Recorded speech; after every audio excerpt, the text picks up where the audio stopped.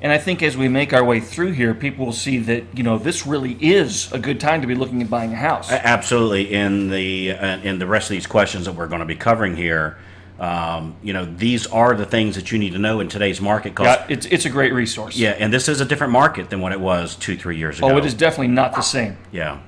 So 68% of people currently do own a house right now. That's actually that's an encouraging statistic. It is. I thought it had gone lower than that, and I think that really shows that there's still some stability out there. Well, I think a big part is people do understand that a home is a financial asset. Correct. And again, I know the last couple years was a challenging time to get into the market.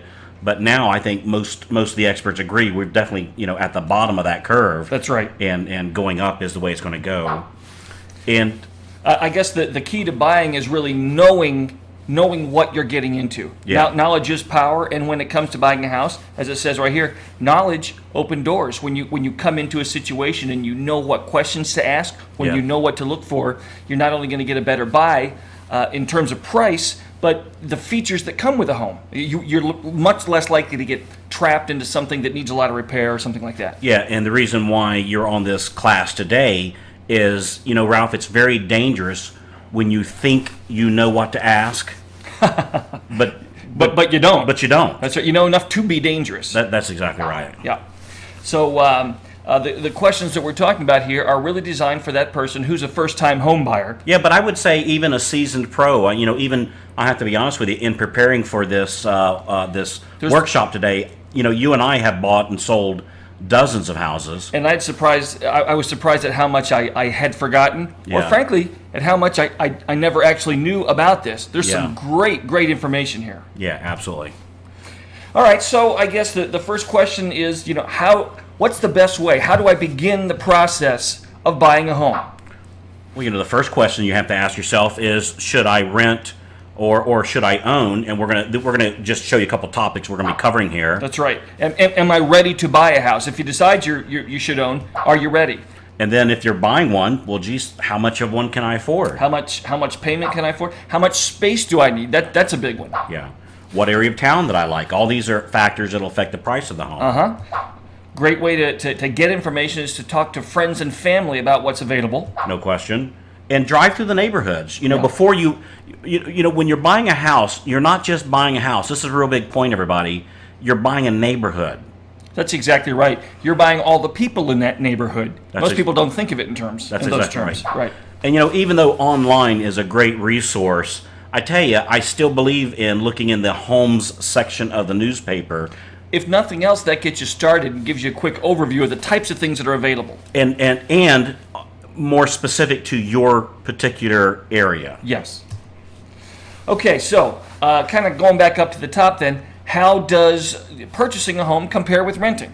Well, I think one of the, just being absolutely objective here, one advantage of renting is generally being free of most of the... There's a lot to be said with walking out, turning the key, and going your way. There is, but it also comes at a price, because what you're losing is... you don't have the chance to build equity. No question. When you're renting a home, everything that you pay is going in someone else's pocket. And said a different way, when you're not buying your own home and renting, you're buying someone else's home for them. Yeah, no question about it. The other thing is that with the tax benefits, and there's some new programs coming in. We actually have some information on the new tax benefits. If you'll look down at the bottom of this screen here, we should have a phone number there or contact information.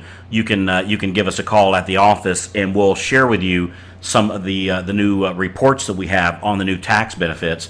And I'll be honest with you, what the government's doing here, in a good way, it's shocking. It's really remarkable. Yeah. Okay. Now, another great benefit of owning your own home is that your landlord's never going to come in and raise your rent. That's for sure. You have your mortgage payment, and that's what you're paying in terms of principal and interest. Yeah. Now your taxes and your insurance, those can change year to year, and they will. Yeah. Okay, but as far as what you're paying for the house, that's fixed. It's not going to be going up on you. Ralph, but on this last one, this is the one that really spoke to me when we bought our first home, is finally we have sometimes I wasn't sure if I was married to my wife or married to my landlord. Right. Do you know what I mean? I do. I know exactly what you mean. And the freedom to not just decorate the home that I want, but to live in the home how I want, in whether we want to have a dog or not, have a cat or not, smoke or not, or Do you want to paint a room a certain color? Do you Exactly. want to add a ceiling fan? Things like that. make it ours. Make it your own. But this is where we live. That's correct. Absolutely. All right. So now, Ralph, we come to the question of how do I know if I'm ready to buy a home? So Correct. we've got some things to look about here. Yeah. Well, first of all, do you have a steady job or a steady source of income?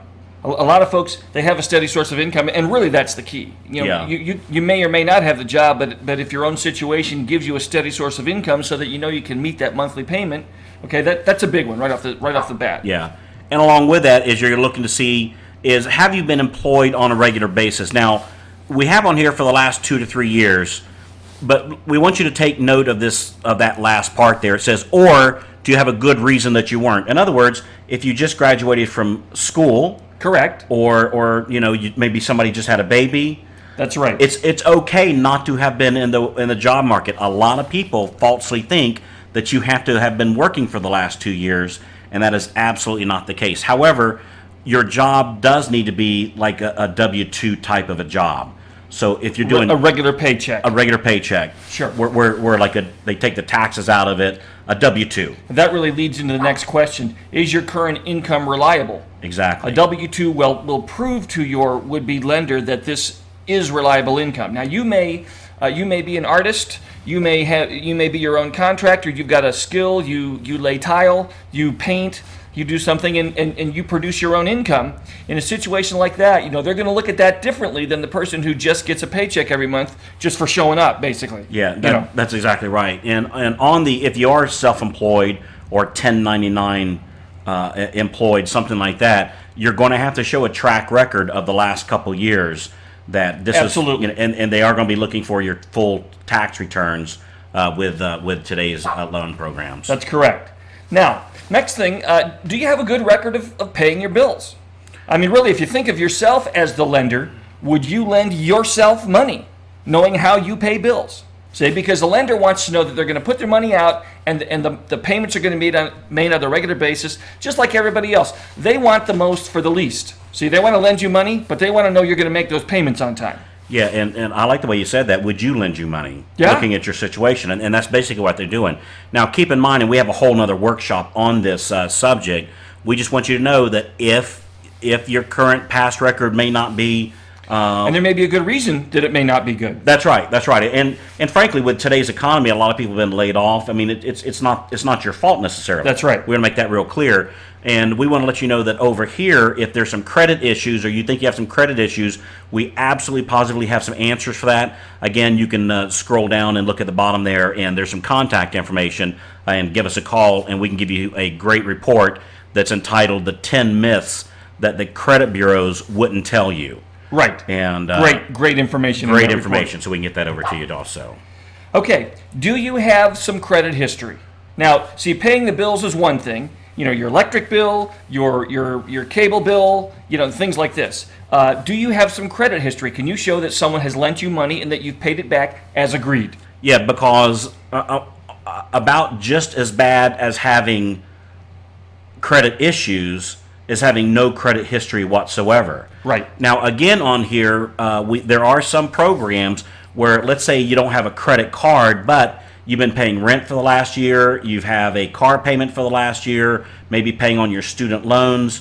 So there are some programs where they can judge credit based upon those things. Correct. And it's not necessary that you actually have credit cards or something like that. Yeah, by the way, just one other thing on here. No credit, by the way, correlates to a credit score. Yes. What they found is that a person with no credit score behaves the most similar in payment history to a person with a 555 credit score. Which is a challenging credit score. Which is a very challenging credit score. So, so no credit is actually almost considered, that's tough. challenge. Yeah, a challenge. Okay, have you saved some money for a down payment? I mean, do you have something to come in and put down on the house, or do you have gift funds available to you? Yeah. Now, keep in mind that this particular question does not have to be a yes answer on this one. All right. The others are yes answers. This particular one can be a no because there are some programs that some of the big banks may not want you to know that there are some 100% money. 100% financing, or allow some gifting from family, Yep. or even from some outside. It doesn't have to be family. That's exactly right. So just know that there are some 100% programs available, and again, because of time constraints, we can't go into all the programs here. Just call into the office, but just real clear, the 100% programs, they are government programs. It's not one of these buy here, pay here type things. Right. No smoke and mirrors. No smoke and mirrors. It's real 100% financing government programs, part of the new bailout program. So again, call the office and we can tell you about those. Correct. And then this last one here. Look, do you have the ability to pay a mortgage every month plus the additional costs? I mentioned these just a moment ago. You're going to have the taxes, the property taxes. You're going to have insurance. You may have homeowners association dues. There could be additional costs that way. And just be honest with yourself and say, look, do I have this ability? Is this realistic? If it is, then if you can answer these questions properly, you're probably ready to go ahead and make a purchase. No question. And again, you can call the office at that number down there, and we can help you figure this part out. Correct. Because some people go, okay, well, how much is enough? We can help you with that. And again, because of time constraints, we're not going to be doing that particular math problem today. But there's a formula, we can help you with it. Yeah, give us a call. 5-minute phone call. Yep. Okay. How do I know what I need? Well, frankly, it's pretty simple. You're going to start out and you just make a list of the priorities here in getting a house. Now, what you actually have is a double list. You make a must-have list, and then you make a I'd like to have or a wish list. Okay? Yes. So a must-have, an example of a must-have would be, say, well, it's got to be kind of close to my work. Yeah. Or it has to be close to this school, or it needs to be close to the bus line. That's right. Or we have to have at least 2 bedrooms. And at least 2 bathrooms, or gosh, we have 4 kids, we need 3 bedrooms, or things like that. So that's part of the must. Now the wish list would be things like, it would be nice if it was a corner lot, or it would be nice if it had a swimming pool. Yeah, fireplace is great. Yeah. But is it a necessity? Exactly. And we recommend that before you jump in the car and start looking at houses, is have this wish list, kind of looked at, and exactly, and know that'll what you're... save you time, because when you're speaking to your realtor, they're going to love working with somebody who knows what they want and why they want it. And frankly, it'll say they can help you target in exactly what you're looking for if you know what you want. If you don't know what you want, they're going to have a hard time showing it to you. That's right. Okay, so what should you be looking for when deciding on the community? We talked about this a minute ago. When you buy a house, you don't just buy the house, you buy the neighborhood. No question. And then you buy the things that are around the neighborhood. No question. Now, some of the things you're going to want to look at, and these are big, Ralph, I would say when somebody screws up, this is where it happens. This is a commonplace. This is a very commonplace. Is we went to somebody's house not too long ago. They bought into a community. Come to find out, motorcycles weren't allowed in the community. Yeah. And they had a his and her bikes. And they each had bikes. They each had bikes. So they ended up having to spend more money and store them at a storage place. Yep. Because they didn't look into it. Ding! Additional expense. Exactly. Same thing, like if you like swimming or if you like tennis or something like that, find a community that fits your daily lifestyle. What are the schools like? Boy, this is a biggie. Yeah. I know Carl's had this experience. I have too. I had a house that I sold, and it was made much easier to sell because it was in a very desirable school zone. Even if you don't have kids. Even if you don't have kids. For the next person when it comes time to resell. For the next person, because they buy with the same thing in mind. Gosh, when I sell it, well, people want this because it's in the zone of a school that everybody wants to go to. Yeah. So that's big. No question. All right. Access to shopping, to public transportation. Do you take a bus to work? Right. Do you take a subway to work? Right. How do you get there? Okay? Exactly. The things that are around here, we've got libraries, museums. If you got somebody who's a student, yes, or they have kids who are students, well, that's helpful if there's a library close by. Shopping. Do you want to be driving 20 miles to go to the supermarket? Exactly. These are all considerations. Yeah. Hey, museums, if you're a history buff, it might be nice to have a museum close by. And I think the important part of doing this particular section here on this slide that we're doing is to be brutally honest with yourself. And of all places not to compromise, this is pretty high on my list of not compromising. It really is, because once you buy the community, once you are there, so you can fix up a house. Yeah. You can add bedrooms, you can add bathrooms. But you can't change your neighbors. It's hard to move a house. That's exactly right. Or hard to move someone else's house. Or someone else's. How about That's exactly that? right. Okay. we were talking on a program that we have that actually will show what's nearby a house that you're considering looking at, and I mentioned, gosh, this it gives you a walking score. Yes. Oh, this has this is a low score. I mean, you'd have to a car to get around here. Well, you know what? That's perfect. Some people like it that way. That's exactly right. They don't want to be in the middle of the hustle and bustle. They like it quiet. They like a more rural setting, kind of a country feel. So that's a consideration when you're thinking about your community. Yeah. Now, one of our little secrets that we strongly recommend that you do is actually go drive around the area that you're looking at. And Ralph, I mean, I really do recommend doing this. Is knock on the doors and talk to the neighbors, or if there's a little a park over in the neighborhood, go, or a dog walk or something like that. Check it out. See who's there. See if there's someone there to speak to. Just do it in a non-threatening way. Let them know that you're not scoping out the area or anything like that. But just, you know what, I'm considering buying here. Yeah. Well, what's it like? Do you like it? Yeah. Do you like it? What are some of the pros? What don't you like? Yeah. What are the things I should be aware of? Things like that. And we find that when we actually go and do this, that people are pretty responsive. I've never had somebody.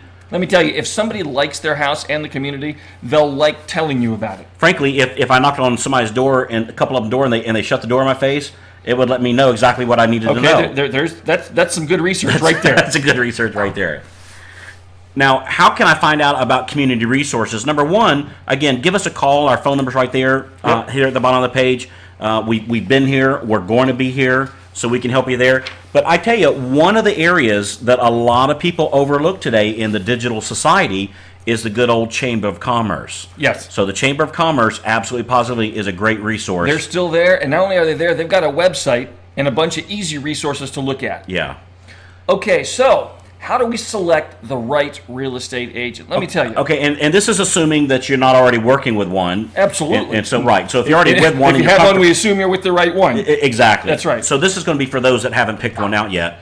Here's a dirty little secret. If you want to know who the best doctor is in the hospital, go ask the nurses. That's right. Because they're the ones that work with them day in, day out, and they know what to look for. That's right. So if you want to know who a good real estate agent is, call over our office. Trust me, we work with them day in, day out. We can tell you who's nice to work with. And we can tell you who's challenging to work with, who Correct. cares about their clients, and maybe who's doesn't care quite as much. And so that's a big one. Your family and friends have probably already bought places and may very likely have some great insight for you on who to work with, can make perhaps a specific recommendation for you. Yeah. I worked with, John Brown over at RE/MAX. Oh my gosh, not only was he conscientious, really knew the market well, but his staff was outstanding. Yeah. So that's the kind of thing you're looking for. Yeah. And the other thing I do is I recommend, getting a list of a couple of agents and just simply calling them up and say, Agent Bob, I'm considering about buying a house in the neighborhood. I'm looking at you and 3 other agents. Why would I work with you? What is the one reason I would work with you versus somebody else? Let me tell you, that sort of sets people back on their heels. Yeah. It turns off all the salesy hype and things like that, because you're telling them right now, you're in the market, you're serious. Yeah. They probably have very, very few people who will call up and admit that they're interviewing realtors because right. they want to buy a house. So That's you will right. set yourself apart immediately. That's right. And the other thing we'd say is meet with a couple agents until you find one that you feel you just get a gut feeling for. You know what I mean? When you sit and chat with somebody, your little personal radar will come in and say, you know what, this is a person I can connect with, or this, frankly, is a person that I don't want to spend any time with. And you want to know that before you make a commitment to be with them. Yeah. But again, the best way to do it, really, we can save you a lot of headache. Give us a call and we'll turn you on one. If you're already working with one and you just want, kind of between us. Between us girls? Between us girls, as you say it sometimes. But just between us, is that somebody that we would recommend? Give us a call and we'll just, we'll tell you what's been our experience with that person. Give you an honest opinion. If we have one. If we have one, if we know. Yeah. Okay, go ahead. So, Ralph, how can I find out how much homes are selling for in certain neighborhoods and in communities? I mean, the best way to do this, guys, you just check with the real estate agent. They are tied in to a whole sea of resources. In fact, many more now than they were 2, 3, 4 years ago. Yeah. It's an entirely different ballgame. Yeah. There are a number of websites that you can go to now and can quickly compare prices on properties, Yeah. and come to a fairly accurate valuation for a house. Yes. And just like we said a few minutes ago, it's important that you get with the right agent. We can help you with this. This is why working with a good agent, they know this is what they do day in, day out. And just like you're good at what you do, they're good at what they do. They're your resource for finding out what things are selling for. Absolutely correct. Okay, so should we be looking at an older house or a newer house? Well, and there's some consideration with this. And first of all, we want to tell you there's no right or wrong answer here. Yes and yes. Exactly. Yeah. For me personally, I kind of like an older home because I like the character That's right. of an older home. The architectural style is different on newer homes. Yeah. And now, are there some newer homes that are cool architecture? Oh, no question. Absolutely. No But question. A lot of times you might look at a house and you'll come along in a neighborhood and go, okay, this was built in the 1970s. Yeah. This was built in the 1950s. This was built in the 1990s. You can tell right away just by looking at it. See, And not that one's better or worse than the other. that's exactly right. A lot Yeah. of it comes down to personal preference. Absolutely. Now, so individual characteristics, as we just mentioned, things like the architecture. Now, when I go by my older homes, one thing I do deal with, though, Ralph, is I am going to have more of a maintenance issue. That's right. I mean, I don't care how you slice it and dice it. If I buy a house that was built back in the 50s, even, Yep. which is 60 years ago or so. That's right. I personally like the flavor of that, but if it hasn't been updated, it's going to need to be. It's going to be very expensive. So That's again, right. this is just a personal preference thing, and no right or wrong. But just understand, if you're buying a newer home, you're not going to have the maintenance issues. In fact, if you buy a brand new home, typically they come with a warranty. That's right. And I would say the newer homes, the codes on building homes aren't getting easier for the builders. Oh no, they're getting tougher. So I can tell you that firsthand. So a newer home certainly is going to go through more inspections, Correct. than a home even built 10 years ago would have. That's absolutely right. We mentioned architecture and structure. Definitely a characteristic that you're considering when you're trying to decide what works the best for you. And here's the biggest one of all: energy efficiency. Boy, when I get my 1950s house, yeah, my electric bill, I'm gonna be paying for it. So it's okay for me to want these things, just knowing that I'm going to be paying a price for it. That's right. And you have to decide whether you're willing to pay a price or not. The codes are different. The insulation is different. If you have an old air conditioning and heating system, it's going to be less efficient and much more costly to operate. So, Ralph, when we're looking around for a home, what are some things, and this is a good thing to make a list of these things we're getting ready to give you here, guys. What are some things they should look for when they're walking through a home? All right. Well, right off the bat, you're talking about the size of the home. Is there enough room in the home, both for the present and the future, both for now and later? You say, Yeah. well, why does that matter? Okay, well, what's your age? Do you have kids now? Are you going to be adding to your family? Or are kids going to be moving away, and you're not going to need as much room in the next That's couple of years? exactly right. So you might look at getting into a house that's going to be maybe it's a little tighter now, but that's going to be for a shorter time period, and then it will fit better. Yeah. Okay. Are there enough bedrooms and bathrooms? Well, how many people are going to be living there? Yeah. So you can decide that fairly easily. And at the risk of having something thrown at me, do you have a house full of girls or a house full of boys when deciding the bathrooms? That's exactly Because right. if you got 5 teenage girls, they're going to be a little bit more makeup time, hopefully, than the 5 teenage boys, right? Even my pets are girls. Yeah. Everybody's girls in my house except Yeah. me. Okay. Structurally sound, and this is a big you want to look at. You'll check the foundation. Certain parts of the country are where the ground goes through a lot of expanding and contracting, and between the rainy season and the dry season, you have certain parts are real prone to sinkholes. Yeah, no question. Those just wreak havoc on houses for obvious reasons. Yeah, even and small ones. Even small ones. But again, a newer home is going to be a little safer play. Correct. Than an older home on this one. That's right. Okay, I mentioned a minute ago the mechanical systems. Your electric. Okay, Yeah. is it current? Is it a modern electric system, or is it something that's still back on fuses? If it's on fuses, that's going to need to be looked at. Your mechanical system, the air conditioning, heating. Okay. Now, one thing on this particular item, we have a great report, and again, because we're trying to keep this under 60 minutes for everybody's convenience, we have a great report. We have a list of questions that you must ask your home inspector. Yes. Or you could. This is another biggie, guys. You have to get a home inspector, but you have to know what to ask your home inspector. If you want the report, Call the number that's right down below the... Yeah, just give us a call. I'm telling you, if you do nothing else, call and get that report. It's the home inspector must know questions report. Absolutely. And we'll get that right over to you. And again, it's just our gift to you. Okay, good.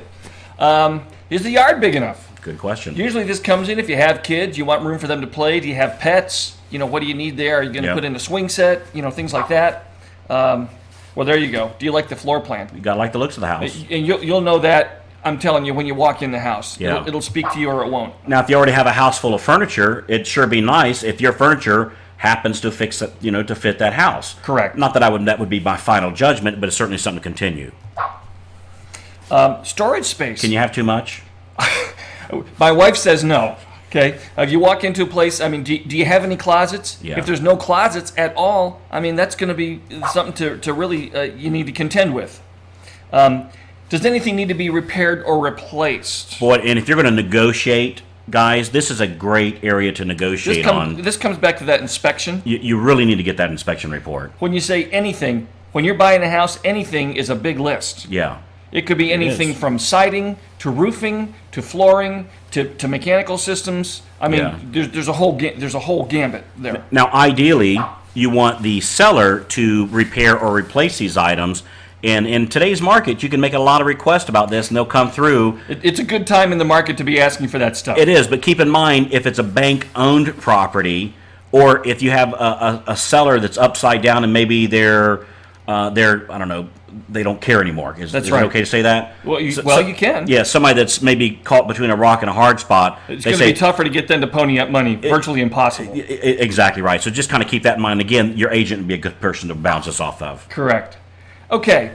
I love this. And it takes a little creativity here, but you imagine that house in good weather, in bad weather, and in each season. In other words, if if you're in you look to see, like, if it rains, is this house at the bottom of a hill? And gee, it seems like everybody's drainage tends to run into my yard. It's coming into my yard. Do I have a steep driveway, and do I live in an area where where if it freezes or rains or snows, that could be difficult to navigate? Right. Or is it located on a hill that when it rains, the mud comes down on the driveway and creates an obstacle? I had a house like that one time. Yeah. And so that's definitely something to look at.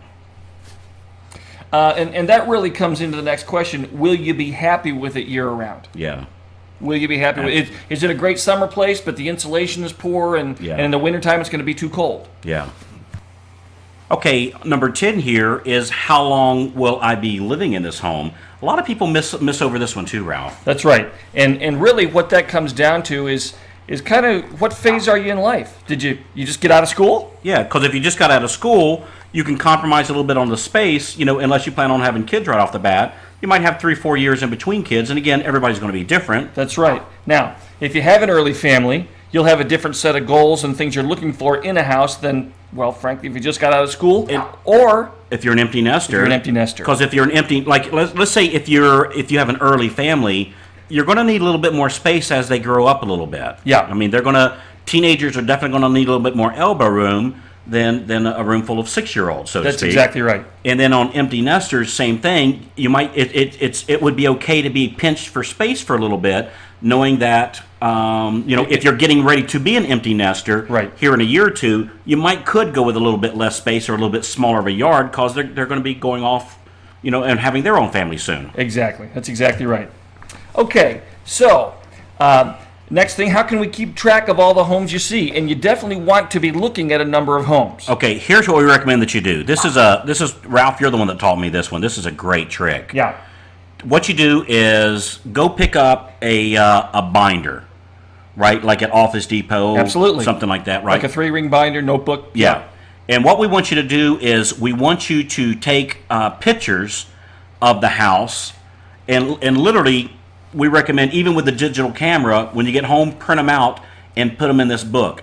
It's a lot easier to evaluate homes when you're looking through this 3-ring binder and you're seeing all the pictures at once versus scrolling through them on your camera. And when you print them up, typically it's a little bit bigger than the little screen that you're looking at on your camera too. It's easier to see. You can make notes. and so you can compare it much more easily. Yeah, and you make a good point. So when you print out the pictures, you're absolutely right, Ralph. You can jot in notes and everything. Yeah. You know, Now some underneath it. people will travel with a notebook or something and sit and make notes about the house, but there's nothing like seeing that picture to jog your memory.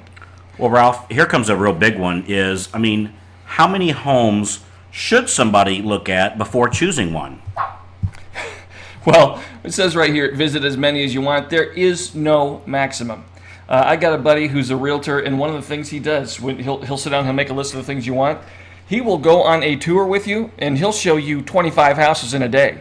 Yeah. I mean, he will run around, and you'll get used to go, oh, this is one of those houses where you walk in, the living room's to the left, the family room is back to the right, the bedrooms are, you get these in your mind, Yes. and then you can very quickly compare the features that each home has. Now, a key when you do this is communicate with your real estate agent about what you like or don't like. It's very important, guys, as you're going out looking for houses. Sometimes we hear people saying, well, I didn't want to hurt their feelings. Look, it's not, even if it's their listing, it's not their own personal house. I mean, it might be, but most time it's not their own personal house. Here's a piece of advice. Yeah. Hurt their feelings. Yeah. Now, you don't have to think of ways to hurt their feelings, Yeah. but don't be afraid to say what's on your mind. Yeah. Listen, this is all about you. Yes. It is not about them. That's right. Okay? Totally. Communication is key. And then with that binder that you're talking about, Ralph, and keeping Yes. those notes, stay organized when you're doing your search. But I'm going to tell you right now, let me tell you another mistake I see people make. They'll go out the first day and they'll find a house they love, and then they keep looking. And it's like, well, sometimes it is going to be the first house you see. That's correct. And if the house is exactly what you're looking for and the price seems about right, well, guess what? You didn't have to go look at 100 houses. That's right. So don't feel like you need to go look at 100. You might make a list of the houses that have the characteristics that you want in that area. Say there's 10 of them. My wife and I had this very experience. We looked at the first house and went, that's a good candidate. The next one we looked at and went, I don't think so. The next one, nope, I don't think so. It turns out that it was the first house, but we simply compared it to each house, and what we've done before in a similar process on a different property. If another house comes up better, now that's the house to beat. Yes. So you just work with the house to beat. Okay? Yes.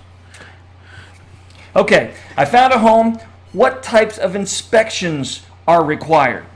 All right, well, let's talk about that for a minute. First of all, always get a home inspection first. And again, we have a list, and maybe we should have said this before. We have a list here in our office where we have a list of home inspectors. Yep. We have a list of termite inspectors. Yes. And these are all people that we know of. We've seen their work. And again, if you want to know who a good doctor is, ask the nurses. Ask the nurses. We want you to think of us as the nurses. as the nurses, so to speak, in this aspect. But in answering this question, there's a couple things you need to have done. Number one, this is going to depend upon different areas, but you'll need things like radon gas or maybe asbestos. If the property has a well on it, you'll need to have the pump needs to be inspected. That needs to be inspected. And the holding tank. Correct. A termite inspection, again, depending upon the area, is certainly recommended.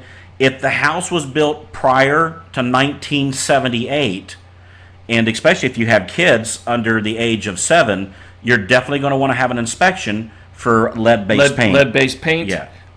Electrical inspection. Now, see, several of these come under, if you get a good home inspector, these items will be part of that inspection. A roof inspection. Yeah, exactly. Gosh, that's a big one. Yeah. So a good person to start with on this is a home inspector. Again, give us a call, and we can turn you on to the home inspectors that we recommend, and they'll tell you what other things of the house that needs to be inspected. And frequently, the home inspector will not be the same. If you need to have the well inspected, that might be a specialty inspector. that could be a specialty person. That's exactly right. But they'll lead you in the right directions about that. Okay, so we talked about home inspectors. What do they do, and how does an inspector figure in the purchase of a home? Well, first of all, is you're going to check for the safety of a home. So Yeah. a home inspector isn't going to just be, seeing if there's cracks or, something broke or termites or something. They're going to look at the safety of the home too. Right. Is this a safe place for you and your family to live based on a list of things that they look at? 'Cause keep in mind, when you see that big old wire coming in the house, I mean, there's some major electric activity going on in a house, and people can get hurt. So you want to make sure. So we don't want you to think of this as, well, I don't have any kids, so that's not so much of a factor. No, it's a factor. It's a factor. It's a factor. Yeah, absolutely. the other thing is the home inspector, they're going to focus on, the structure, the constructions, and the mechanical. And we're talking about mechanical, sometimes we're talking about like the air conditioner, Right. And the plumbing, Uh-huh. and also with the appliances. Correct. Now, they'll make you aware of what repairs are then needed. They'll come along and often they'll say, okay, in the life of a roof, for instance, often they'll say, okay, generally that's a 15-year. Okay, Yes. This thing was put on 5 years ago. You've got another 10 good years on this roof. Or they might Yeah. go, you know what? You're going to need to replace this roof within the next 24 months. Exactly. Well, that's something to plan on because, they cost money. Now, you bring up a good point there, Ralph, is what an inspector doesn't do is they do not evaluate whether or not you're getting a good value for the property. That's right. Yeah, so this is not the person to ask, gee, do you think we're getting a good price on this home? Am I paying too much for this? Or am I getting a steal? They don't know. Right. This is a thing that, we can help you with here at our office. Your real estate agent certainly would be the first place that I would stop at that. Correct. And but what they can do is they can tell you how much the repairs would, what's an estimate of the repairs that they would cost. What's it likely to cost you Yeah. to put this in working condition, or if you need to repair it? Okay. Again, if you're looking for a qualified or an experienced inspector, again, we can help you with Yeah, that. give Our us a number's call. right at the bottom of the screen. Yeah. Just give us a jingle. Don't use the yellow pages for this one, guys. No, honestly, don't. Yeah. You'll save a lot of time. Yeah. Now, before you sign the final offer, you want to make sure to have an inspection clause. Well, what's an inspection clause, An Ralph? inspection clause is a clause. It's a little sentence or paragraph within your contract that allows you X number of days, typically, Yeah. or weeks, in which to complete an inspection and to bring up any issues that are found in that inspection. Exactly. Now, and again, this is your real estate agent is the one that'll help you with this. But just as an example, the clause might say something like, and again, we're not attorneys or we're not acting as a real estate agent here. We're just giving you an example here. Exactly. That was my little disclaimer. Very good. But an example of one might be, this contract is contingent upon buyer's approval of home inspection Yes. performed by home inspector of buyer's choice. That's right. Let me say that again. This contract is contingent upon buyer's approval of home inspection performed by home inspector of buyer's choice. In other words, Let me put that in English for Okay. you. What that means is you'd like to buy this house, but you get to choose a home inspector, and the contract, the validity of the contract is contingent upon your approval of the findings of that inspector, the inspector you chose. yes. It's not a matter of the seller going, oh, well, okay, but you have to use my inspector. No. No. Look, it's your inspector. Yeah. You're going to tilt this in your favor. Everything is going to be in so that there's nothing hidden. Any possible thing that can happen works to your benefit this way. All right, what about this question, Ralph? So the seller says, oh, that's good. We've already done a home inspection. Here it is. You could say, well, thank you very much. Yeah. I'll be happy to look at that, but I'm still going to have my own inspector do Very it. good. In fact, what you've told me in the past to do, Ralph, is actually get their old inspection that they have, or their new inspection they have with their inspector, Right. and give that to my inspector. Give it to the inspector. Because maybe their inspector actually caught something that mine Correct. maybe not wouldn't. That's just right. for instance. Yep. Okay. Now, does somebody need to be there for the inspection?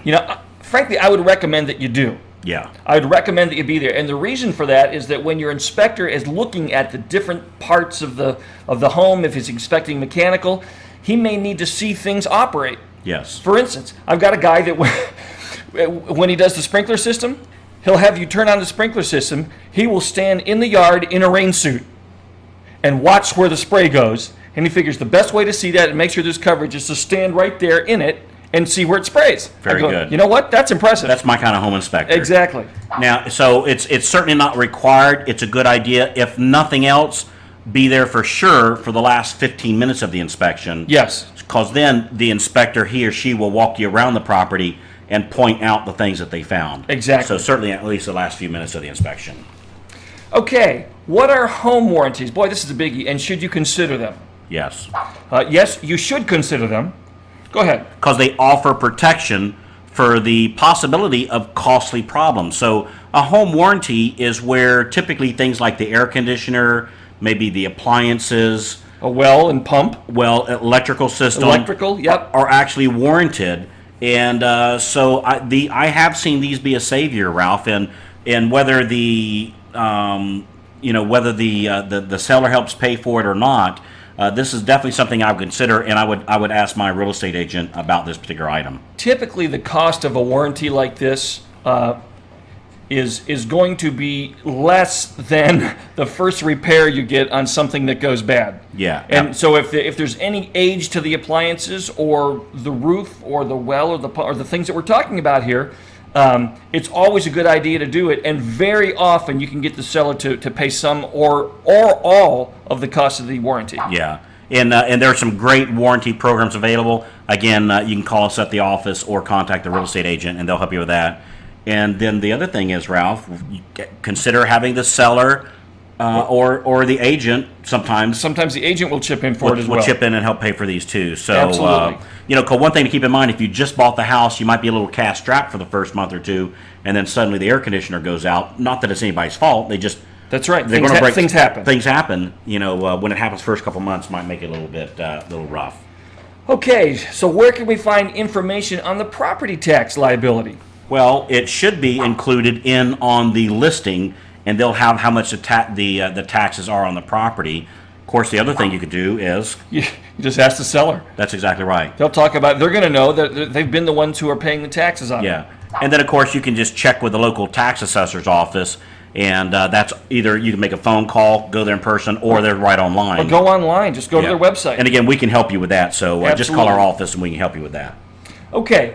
Do I really need homeowners insurance? And if so, how can I get the lowest rate? Okay, in one quick word.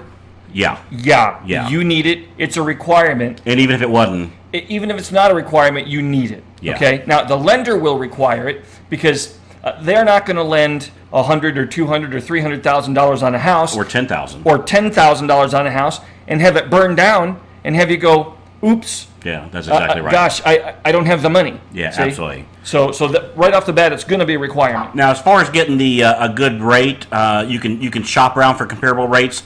Frankly, you call over here at our office. Well, we'll tell you, because again, we work with insurance agents. That's what we do all day long. Right. And so we're happy to share with you the ones that we found that not only have a good rate, but will actually be there, if you need it. And there's a wide range. There's a big difference in what you'll pay in premium in certain parts of the country. Yeah, no question about it.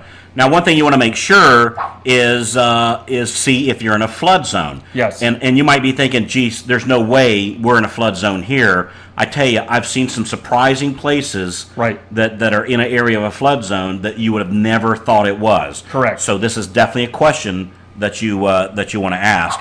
Now, another insider secret is to use the same insurance company that you're using for your car insurance, for your life insurance, because often they'll give you a multi-policy discount. Yeah, exactly. So you'll get a better rate with a given company because they're also insuring your car than a person who didn't have their car insured with them. Yeah. Okay, Ralph, so they've been out looking for houses and they go, gee, I'm ready to make an offer.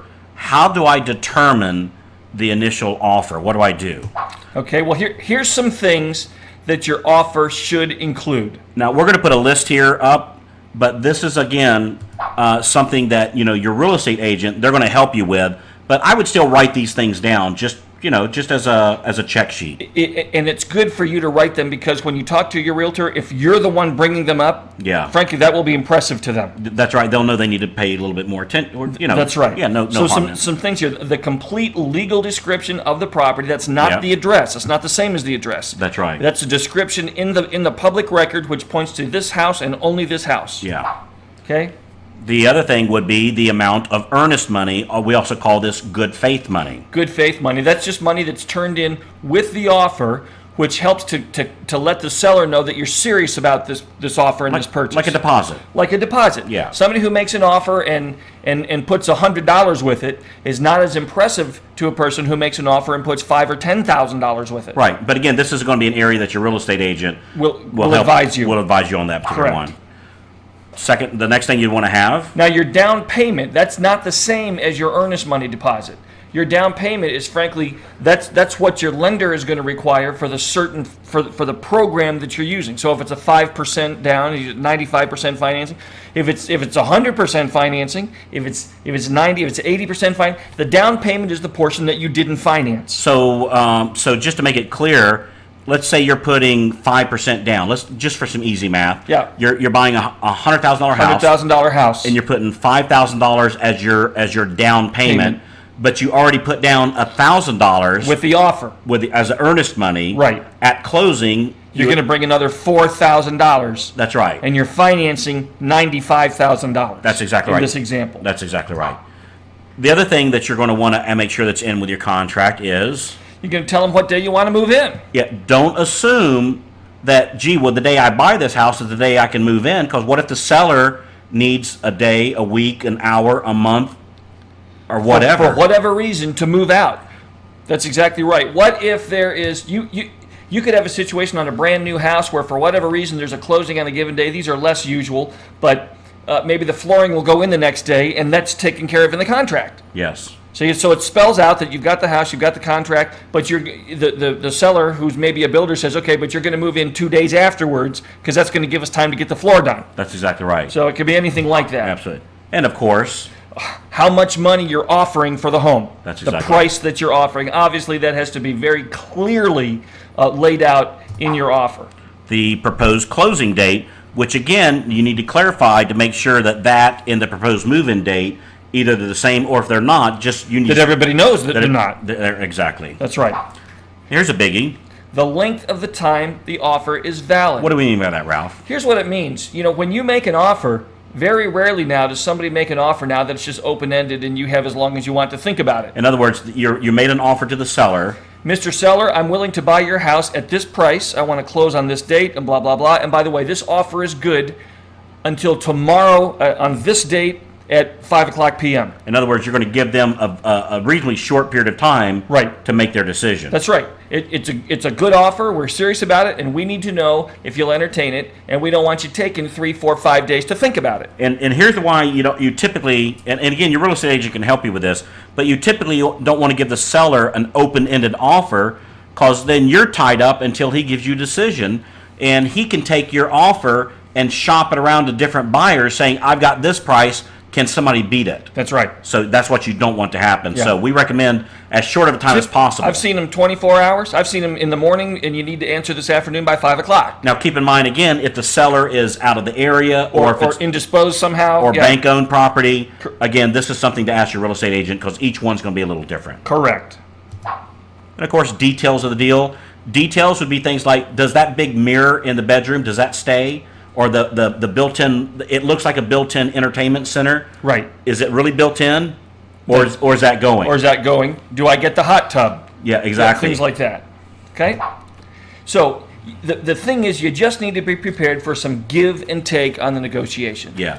Now, on the negotiation, we have a great report on how to negotiate. And guys, you have got to get a copy of this report. Again, time doesn't permit us to go over here. Can't go into it, but our number's right down at the bottom. Give us a call. And we'll give you this free report on this negotiation. And frankly, Ralph, I have to tell you, I found that negotiation one is good when I'm dealing with my kids, too, by the way. Trust me, we're negotiating all the time. Even when you're not buying a house from them. Even when we're not buying. Now, do I need a lawyer to buy a home? Now, some states require an attorney to close, and some don't. And so what we're going to tell you to do is, frankly, just check the laws here in our state. Yeah. And at the time, and make sure that see how it applies to you. See how it applies. Sure. But what I would say is check with your real estate agent for requirements and referrals. I mean, that's really the biggest thing that I would tell you guys is ask your real estate agent. Certainly, we would never tell you not to get one. Absolutely. And so check with your real estate agent. Maybe ask some of your friends. And then that way you can, just know that it's an option, and certainly an option worthy of a look. Absolutely. Okay, so now you're ready to apply for your mortgage perhaps at this time. Correct. So Ralph, this would be a good time for them to call the office. Give us a call, and let's get started with the process. And we'll walk you through the process of getting pre-approved. and we're going to show you the difference between pre-approval and A pre-qualification. pre-qualification. Yeah, two different things. Two different things. So we need to make sure what you have is exactly what you need. Correct. So what we want you to do right now is call the office for 3 reasons. Number 1, to get you pre-approved. Yes. That way there's no surprises. The reason you need to get pre-approved now is your offer is going to be a lot stronger when it's included in with our letter of approval. If you submit an approval to the seller, letting them know that your financing is already arranged and that the bank is willing to close as soon as they find a house. That's a very powerful thing in today's Oh my market, gosh. especially in today's market. Especially today. So number 1, we want to get you ready for that. Number 2, we want to get that home inspector, the questions you must ask your home inspector to avoid getting ripped off in today's market. Yes. And then the third thing is that report on negotiating. You got to have that. You want that, and you want it before you do the negotiation. Yeah, and again, we're not selling these things to you. We're going to give them to you. Oh, that's right. This is not Yeah. that's not sales. That's Yeah. that's helpful information to help you in your transaction. No matter what you're doing. No matter what. So there's our contact information right down there. So give us a call if the phone lines are busy after these calls. Sometimes the phone line Just gets a little try busy. back in a couple minutes. Yeah, keep calling. This information is way too important for you not to have it, and it's yours for the asking. It's our gift to you. Absolutely. And you and I don't care what stage in the game you're in. You need to have these 3 things. Yes. So we sure appreciate your time on today's call. Yeah, thanks for being with us, and plug this stuff in and really put it to use now as you decide what to do about buying your home. Yeah. Any further questions at this point, just simply call the office again, and we've got these reports. We're ready for your call, and we'll talk to you when you call in. Thank you, Ralph. One more thing, we have some other of these online workshops that we do on other Yes. subjects. Give us a call at the office, and we can give you a schedule of those also. Absolutely. All right. Thanks again, guys. Thanks and a lot. Look forward to talking with you. Best to you.